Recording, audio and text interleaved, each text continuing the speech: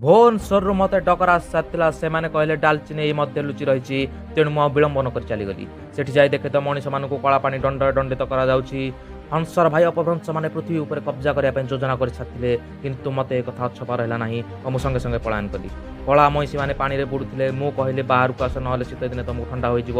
କିନ୍ତୁ ପରେ ଜାଣିବାକୁ ପାଇଲି ଏମାନେ ହେଉଛନ୍ତି ହଇପୋ, ଯିଏକି ପ୍ରତିଦିନ 40 କେଜି କସ୍ତୁରୀ ମେଥିର ସେବନ କରନ୍ତି। କହିଲି ଖାଇ ପିଇକି ଅଜାର ତମେ ଅନ୍ନ ଧ୍ୱଂସ କରୁଛ। ବାନରମାନଙ୍କ ଦୁନିଆକୁ ମୋତେ ଟିକେଟ୍ ମିଳିସାରିଥିଲା। ବାନରମାନେ କହିଲେ ତମେ ଆମ ଭାଇ ଭଳିଆ ଦେଖାଉଛ, ତମେ ଭିଆଇପି ପର୍ସନ, ତେଣୁ ତମେ ଚାଲି ଚାଲିକି ଆସ। ଏତେ ସମ୍ମାନ ଦେବାରୁ ମୁଁ ଆଉ ମୋ ନିଜକୁ ରଖିପାରିଲି ନାହିଁ। ବାନରମାନଙ୍କ ମଧ୍ୟରେ ବେରୋଜଗାରୀ ବ୍ୟାପି ଯାଇଥିଲା। ତେଣୁ ସେମାନେ ମଧ୍ୟ ଚାଷ କାମରେ ମନ ଦେଇଥିଲେ ଓ ବାନରୀମାନେ ସୁଭଦ୍ରା ଟଙ୍କା ପାଇ ଖଣ୍ଡେ ଟ୍ରାକ୍ଟର କିଣିଥିଲେ। ସେଠାରେ ଅନାରକଲି ବାନରମାନଙ୍କୁ ବାଡ଼ରେ ଦଫନ କରିଦିଆଯାଇଥିଲା, ଯେଉଁମାନେ କି ଡାଲଚିନି ସହ ଅନୈତିକ ସମ୍ପର୍କ ରଖୁଥିଲେ। ପରେ ମୁଁ ମୋ ଗନ୍ତବ୍ୟ ସ୍ଥଳର ମୁହାଁଇଲି। ମୋତେ କୁମ୍ଭୀର ମୁହା ଡାଇନୋସରସ୍ କହେ ସେଇ ତଳ ବାଟ ଦେଇ ଚାଲିଯାଅ। ମୁଁ ଯାଇ ଦେଖେ ତ ଗୌତମ ଋଷି ଅହଲ୍ୟା ଭାବିକି ଭୁଲ ବଶତଃ ଗୋଟେ ଗେଣ୍ଡାକୁ ପଥର କରି ଚାଲି ଯାଇଛନ୍ତି।